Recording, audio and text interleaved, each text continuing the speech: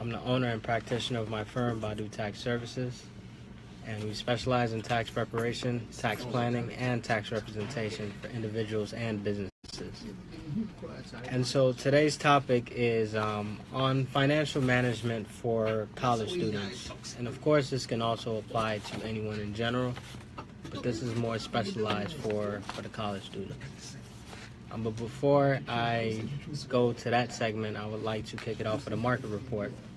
So this report is as of August 18th of 2017, so as of last Friday.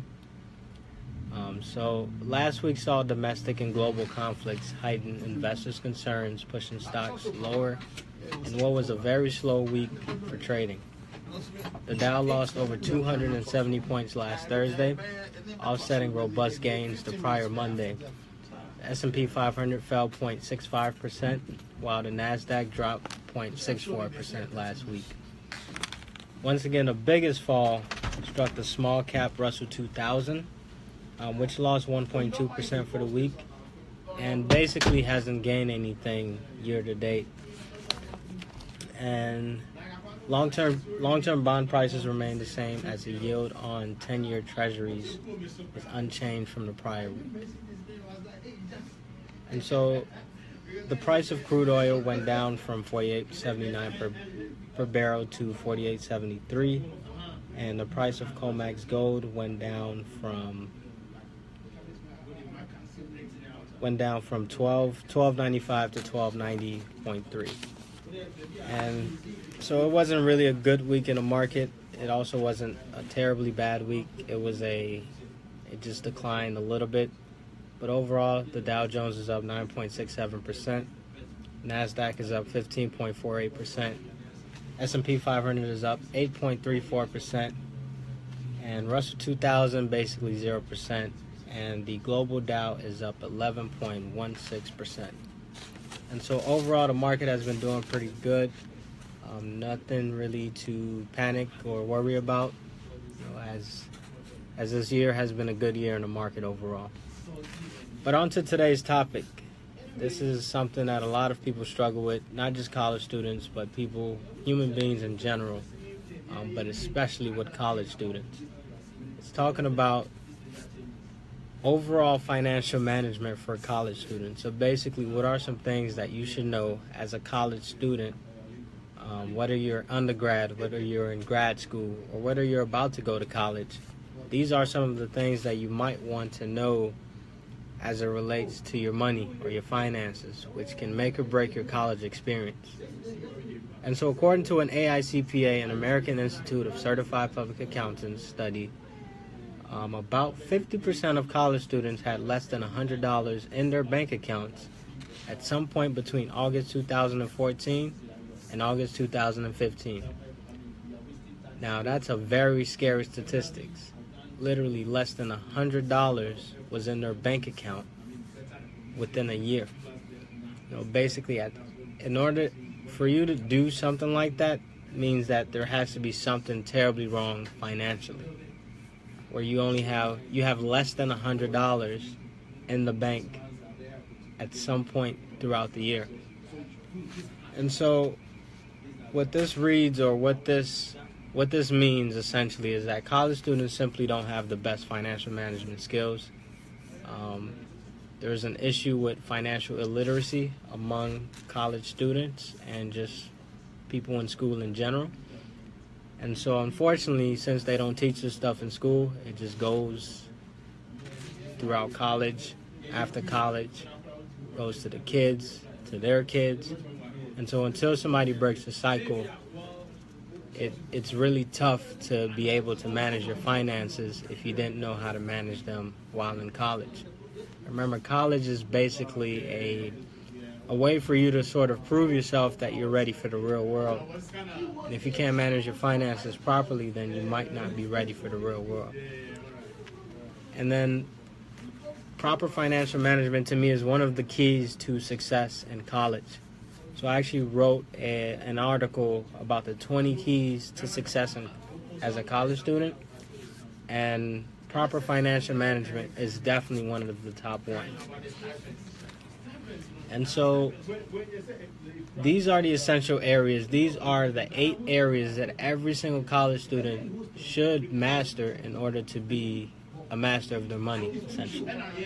So you talk about the budget, scholarships, student loans, the refund check, savings, expense management, credit cards, and investments. So let's start with the budget. So the budget is the first step to proper financial management. Just like when you build a house from scratch, you lay out a foundation or a blueprint. So your budget is the blueprint to your financial future. And the key to budgeting is to have the future in mind at all times.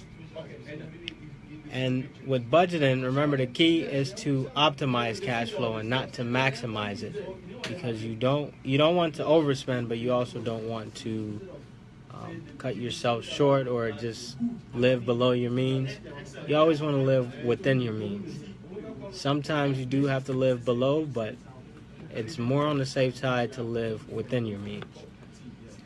And with the budget, it essentially helps you determine your disposable income, which is your income minus expenses minus the taxes. And then in order to properly develop a budget, I recommend a tool called Mint, which is a free budgeting tool that allows you to connect your different bank accounts, connect different bill payments and things like that, just so you're aware of when certain bills are due. It helps you track how you're performing, so you actually set different amounts each month, and Mint will actually tell you whether you hit those targets, whether you exceeded them, whether you went below.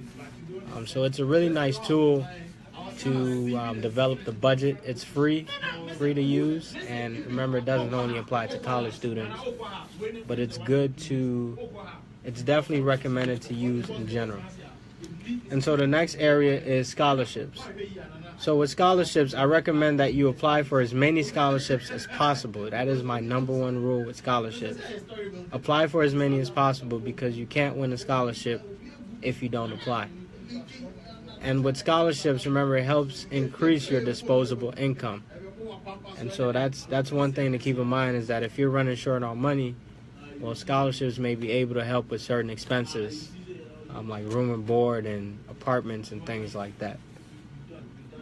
And then apply for FAFSA as early as possible. I remember back then when I was in college, the earliest you could apply was January 1st, and that's when I would apply.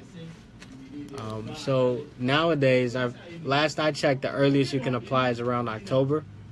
And so I highly recommend that as soon as that application opens, you apply for it. And you can use the previous year's tax returns as well. And that's another key thing, is that you should be filing your taxes, because you're required to extract that data directly into FAFSA now. And so and always make sure your parents are also filing their taxes, because that can really hurt you financially. And then always continuously follow up. So if you don't hear back from a scholarship after a certain period of time, if you don't get a confirmation on receipt or anything like that, always make sure that you're always following up and making sure that they got the scholarship and what's the status of the scholarship. The worst thing you can do is apply for a scholarship and realize that it went to the wrong address, especially a full ride scholarship. Luckily nowadays they have online platforms that you can apply to, and so it's easy. The paper trail is much easier versus you mailing off something and it gets lost in the mail. And then, so the next one is student loans. And with student loans, essentially you have two types: subsidized versus unsubsidized. So subsidized is always better than unsubsidized, because subsidized means that the government is covering your interest until 6 months after you graduate. Sometimes it's longer, but 6 months tend to be the average or the standard. And so with student loans, you can remember that you can deduct the interest that you pay on your tax return, or if you're claimed as a dependent, then your parents can, or whoever's claiming you can deduct that. So that's a huge benefit with student loans. And to me, the order that you should be financing your college education is first with grants and scholarships and work study, then you might have some savings, and then you go to the subsidized loans, and last but not least, unsubsidized loans. And then another key, and this is what I was talking about, I believe it was last week, is to not pay off student loans early. And the reason why is because you can maximize the benefit of the time value of money with the lower than normal interest rates, and then also with the tax write-off that you're getting by keeping the student loan and paying it off each and every month. And then the next thing that you should maximize, or the next part that you should be able to master, is the refund check. And this is a very scary thing among college students, is that we get this big check, and since we don't properly know how to manage our finances, we tend to go spend it for whatever reason. Some new Jordans come out, we go buy it. Gonna take somebody out on a date, we just want to be extravagant with the refund check for whatever reason. But the key is to use it wisely. It is a refund check, and it might actually be coming from a loan, so you might be funding your lifestyle through a loan, essentially, in the form of the refund check. And so the key is don't overspend it. Use it wisely. Try to use it for educational expenses only. And then consider giving some of that refund check back if you don't actually need it, which you probably will. But if you don't need it, if you know you're not going to have good utilization of it, if you know you're prone to spend a lot of money, then you might as well return some of that refund check, because some of it might be in the form of a loan. And so those are really some key tips on the refund check. And then also, here's another thing. Here's something that can twist it up a little bit, is you can actually invest the refund check. So remember, you're entitled to this money now, so you might as well put use to it. And so what you can do is you can buy stocks, you can put it into an IRA, you can make certain types of investments that might be able to grow over time, and hopefully they'll grow. But essentially, you can maximize the refund check by investing it into stocks. You want to do more, I guess, a little more shorter term, or have easy access to the money. And so stocks, a Roth IRA is a very good one, because you have easy access to the money. So those are just a few things that you can do with the refund check. And then the next area you should master is savings. So lack of savings is really a tremendous issue among college students. Remember that statistic that between August 2014 and August 2015, about 50% of college students only had less than $100 in their bank account at some point, which is not financially secure at all. I would be scared to death if I only had $100 in the bank right now. And so lack of savings is a huge issue. You can figure out how much you save, or you can save from your disposable income. But remember, you need the budget in order to do this. Without the budget, you don't have a blueprint. You don't have any sort of financial picture. You don't have anything to lean on. You're basically walking misguided if you don't have the budget in place. You have to know what's coming in and what's going out. And so that's the main purpose of the budget, is to help you see. It's like a vision that you're able to see where the money is going. And then remember, too much in savings, go ahead and invest it. If you have too little in savings, you either need to boost your income or you need to reduce your expenses. And so boosting your income essentially is by picking up maybe a second job. If you don't have a job, actually getting one. Maybe it's looking into different investments. Remember, other jobs nowadays, anybody can really Uber as long as you have, I believe it's a year of driving experience, and if you have a clean criminal record.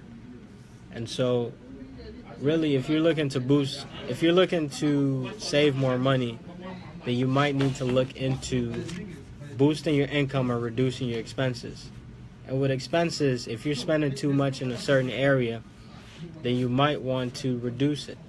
And the reason why is because You're looking to save more. You're looking to put more money in the bank. So if you know that there's a certain expense you can get rid of or reduce, then go ahead and do it. And then the next thing, so the rule of thumb is to have 3 to 6 months worth of your expenses saved, or your net income saved at all times. And as a college student, it might be difficult to do this, but I would still try to push. If not 6 months, definitely try to do 3 months. If not 3, then try to do 2. You don't want to be on the one side, because you're 1 month away from being in financial distress, which is no fun experience at all. And then the next thing, or the next area that you should probably master, is expense management. So this ties right back to the budget and savings. But expense management is to try to keep expenses as manageable as possible. You don't want to overspend. You don't want to put too heavy of a burden of a burden on your shoulders. You want to make sure you optimize your budget that it fits your needs, and not necessarily your lifestyle, but your actual needs, what you actually need in life. And that's one of the biggest misconceptions, is that some people pick a budget to fit their lifestyle, but everyone's lifestyle, I'm pretty sure that your true lifestyle is not to be living like a bum, or not to be living off ramen noodles or anything like that. But essentially, your lifestyle may be to buy a Bentley, or your lifestyle might be to buy a huge home. But of course, you can't do that because you're a college student, and so you might want to focus more on your needs, and that's what the budget should be focused on. And then, so one key area is variable expenses. So with expenses, you have fixed and variable expenses. Fixed expenses are things like rent.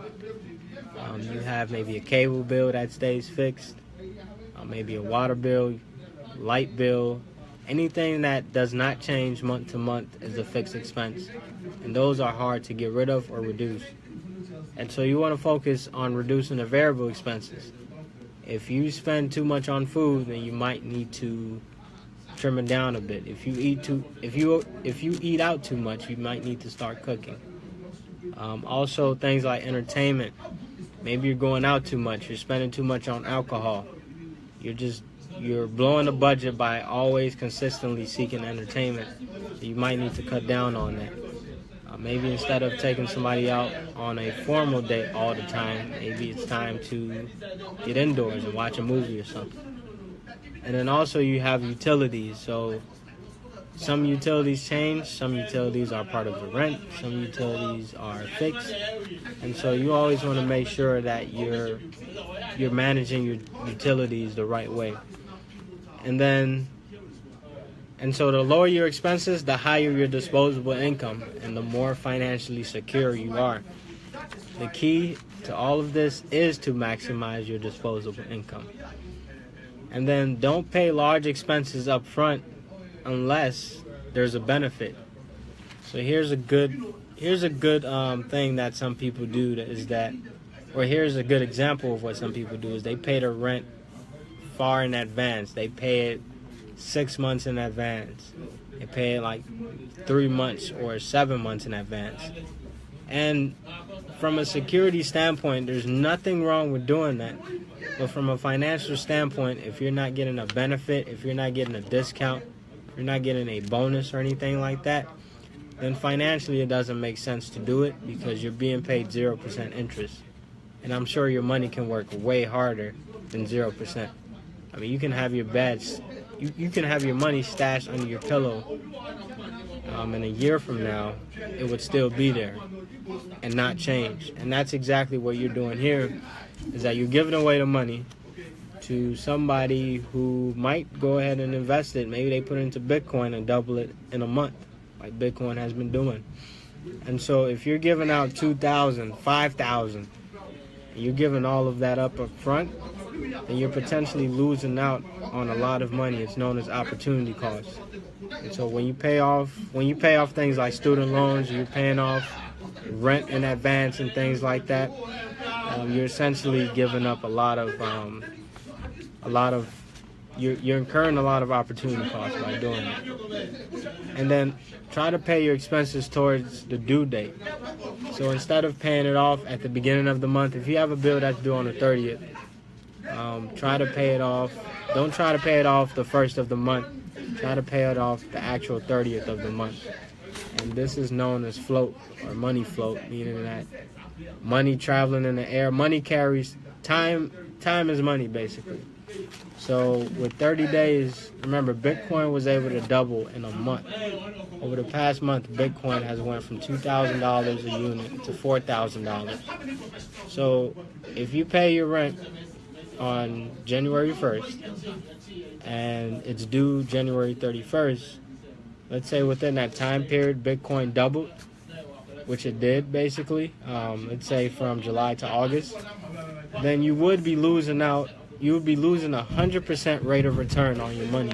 Your money would have been deflated by 100% by you paying off this thing just within that 30-day period. So that's my recommendation, is to try to pay off the bills at the end or towards the due date. And an easy way to do this is to set up automatic bill payments, which is a huge part of your proper budgeting. Just make sure you have enough money in the bank to actually cover that automatic payment. And then also you have try to invest during that time lag. So remember that if something is due at the end of the month, you pay it off at the beginning of the month. Try to take advantage of that by maybe investing in it, maybe putting it into something that's really safe. But hey, you gain 1% interest. That's better than 0%. But the next area is credit cards, and this is another huge area for a lot of people. It's good to know, credit cards are good to have if and only if you know how to use them. So credit cards can be very dangerous if you don't know how to use them. And credit cards can be an absolute beautiful thing if you actually do know how to use them. And so with credit cards, you should never pay interest on a credit card. And the reason why is that if you have an interest-bearing card, then it's smart to pay it off each and every month to reduce that interest, and try to get a 0% interest rate credit card instead. That way you're not bearing any interest costs, and also you're able to use it responsibly, of course. You're able to use it now for your necessary expenses. And then, of course, try to stay below 30% utilization rate. That's always a good rule of thumb. Utilization is simply your balance divided by your available credit. The higher utilization, the lower your credit score, and vice versa. And then with the interest-free credit cards, I absolutely love these. I try to apply for as many as I can. You can maximize the time value of money. I know some cards that go all the way up to 24 months, no interest. I mean, that sounds pretty crazy. You can go a whole 2 years without paying a dime in interest. And so with those cards, I try to max those out as quickly as possible by paying necessary expenses and by investing it as well. So that's one of the keys, is to definitely take advantage of that interest-free period. Now remember, always be responsible with your money. At the end of the day, you have to be smart with it. If you know that the interest-free period is coming up and you have a $3,000 balance on it, then you might want to start paying it off as soon as you can, because you don't want to pay interest on a credit card, because they're pretty high. They range from about, let's say, 15% all the way up to about 25%. As a matter of fact, I've seen a credit card that's about 30%. And that can significantly deplete your wealth. And then never miss a payment. I mean, always make your minimum payments on time. Always make sure you're paying your bills on time. And then use it for necessary expenses and emergencies. Don't just use credit cards as going out to buy new shoes or going out to... You can spend some of it, but remember, credit card is a loan essentially. So if you're funding your lifestyle with a credit card, then you're funding your lifestyle with a loan, basically. So that's not all that good. I mean, if it comes with points and you're paying it off right away, no problem at all. But just know that a credit card is not really meant for those, they call it this discretionary spending. I don't believe credit cards were created for that. Well, actually, they were created by the banks for that reason. But for financial security purposes, you should not be using it for those purposes. And then the last part, last but certainly not least, is investments. So investments during college, my number one recommendation for a college student is a stock. It's so easy to get a stock nowadays. You can do it literally within the next 5 minutes. You can buy a stock. So they have, the reason why stocks are my number one recommendation for college students. So one, is very easy to get. Two, I wouldn't say it's pretty easy to understand, but it's very manageable to understand stocks. You're buying a piece of a company, or you're buying something, you're either holding it, you're flipping it, you're doing whatever it is with it. You buy it low, and then you sell it high. That's the whole concept with stocks. And then they have apps, sites like Robinhood, where you can trade for free. And now they're actually giving out free stocks if you invite a friend or two, and you both get a free stock. So they're giving out free Apple stock, Microsoft stock.